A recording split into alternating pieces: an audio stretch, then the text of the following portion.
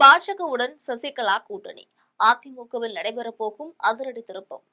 தமிழக பாரதிய ஜனதா கட்சியோட சசிகலா இணைய போவதாக பரபரப்பு தகவல்கள் வெளியே கசிந்துள்ளது. கிட்டத்தட்ட தமிழக அரசியல்ல மத்திய உள்துறை அமைச்சரும் பாஜக மூத்த தலைவருமான அமித்ஷாவின் ஆட்டம் ஆரம்பமாகிவிட்டது அப்படின்னே தெரிகிறது. பாரதிய ஜனதா கட்சியில் சசிகலாவை கூட்டணியில் சேர்த்துக் கொள்வதோட வேறு பல திட்டங்களும் ரகசியமாக அரங்கேறி வருகின்றன. இது பற்றி ஜெம் தொலைக்காட்சி வழங்கும் சிறப்பு செய்தி தொகுப்பை இப்போது பார்க்கலாம்.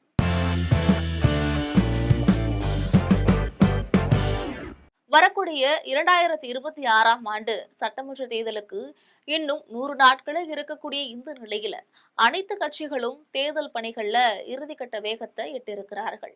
வரக்கூடிய சட்டமன்ற தேர்தலில் திமுக, அதிமுக, தாவேக, நாம் தமிழர் என 4 முனை போட்டி நிலவும் என தெரிகிறது. தற்போது திமுக கூட்டணியில காங்கிரஸ், விடுதலை சிறுத்தைகள் கட்சி, இரு கம்யூனிஸ்ட் கட்சிகள், மதிமுக, கொங்கு மக்கள் கட்சி என பலமான கூட்டணி அமைந்துள்ளன. அதிமுகவை பொறுத்த வரைக்கும் தற்போது வரை பாஜக மட்டுமே கூட்டணியில் இருக்கிறது. இது தவிர தேமுதிக, பாமக ஆகிய 2 கட்சிகளுடன் பேச்சுவார்த்தையும் நடைபெற்று வருகிறது. பாட்டாளி மக்கள் கட்சியை பொறுத்த வரைக்கும் ராமதாஸ், அன்புமணி இருவரும் ஒன்றாக இணைய வேண்டும் என்ற கோரிக்கை வைக்கப்பட்டிருக்கிறது. இந்த நிலையில தமிழ்நாட்டில் அதிமுக ஒருங்கிணைந்தால் வெற்றி வாய்ப்பு மிக சுலபமாக இருக்கும் என டெல்லி பாஜக மேலிடம் கருதுகிறது. இது தொடர்பாக உள்துறை அமைச்சர் அமித்ஷா பலமுறை முயற்சி செய்தும் எடப்பாடி பழனிசாமி விடாப்பிடியாக மறுப்பு தெரிவித்து வந்துட்டு இருக்காரு. இதனால உள்துறை அமைச்சர் அமித்ஷா தற்பொழுது வேறு விதமான திட்டங்களையுமே தீட்டியிருக்கிறாரு. இதன் நிமித்தமாக பன்னீர்செல்வத்தை முதலாக அழைத்து பேசியிருக்கிறாரு. அடுத்தபடியாக தமிழக முன்னாள் பாஜக தலைவர் அண்ணாமலை மூலம் டிடிவி தினகரனிடம் பேசியிருக்கிறாரு. அடுத்த கட்டமாக சசிகலாவுடன் தற்பொழுது பேச்சுவார்த்தை நடந்து கொண்டிருப்பதாக சொல்கிறார்கள். சசிகலாவை பொறுத்தவரையில எனக்கு யார் மீதும் கோபம் இல்லை. அதிமுக ஒன்றாக இருந்தால் எனக்கு அதுவே மிகப்பெரிய மகிழ்ச்சி. நான் பதவியெல்லாம் எதிர்பார்க்கவில்லை என்று தெரிவிச்சிருக்காங்க. இதன் மூலம் சசிகலா, பன்னீர்செல்வம், டிடிவி தினகரன் ஆகியோரை பாரதிய ஜனதா கட்சியோட கூட்டணி சேர்த்துக் கொண்டால் கிட்டத்தட்ட அது அதிமுக ஒருங்கிணைப்பு போல் செயல்பட வாய்ப்பு இருக்கிறது அப்படின்னு டெல்லி பாஜக மேலிடம் கருதுகிறது. இதற்கிடையே ராமதாசும் அன்புமணியும் ஒன்றாக சேர வேண்டும் என்றும் டெல்லி பாஜக கருதுகிறது. இது தொடர்பான பேச்சுவார்த்தையும் விரைவில் நடக்க இருக்கிறது. முன்னதாக இது பற்றியெல்லாம் தமிழக பாஜக தலைவர் நயினா நாகேந்திரன் அதிமுக பொதுச் செயலாளர் எடப்பாடி பழனிசாமியை அவருடைய வீட்டில சந்திச்சு பேசியிருக்கிறார் அப்படின்றது குறிப்பிடத்தக்கது.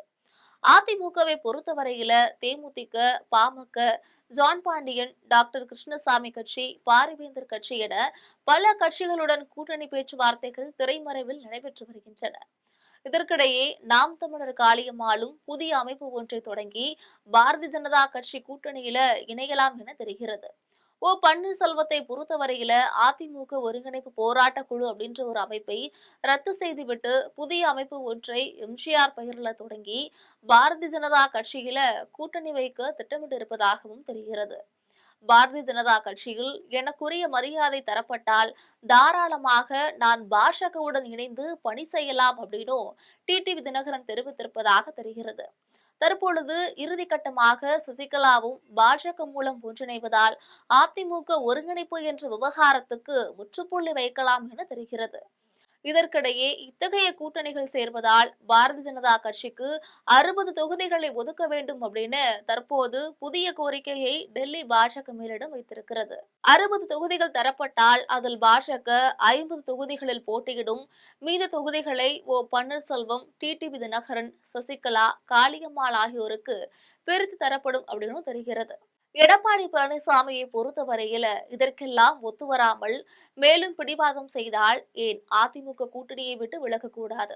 அப்படி விலகும் பட்சத்தில் மேற்படி கூட்டணியை ஒன்று சேர்த்து ஏன் பாஜக தலைமையில் போட்டியிடக்கூடாது என்ற யோசனையும் டெல்லி பாஜக மேலிடத்தில் நடைபெற்று வருவது மிகப்பெரிய அதிர்ச்சி தரும் செய்தியாகும். இதுபோன்ற அரசியல் பின்னணி செய்திகளை தெரிந்து கொள்ள ஜெம் தொலைக்காட்சியுடன் எப்பொழுதும் தொடர்பில் இருங்கள்.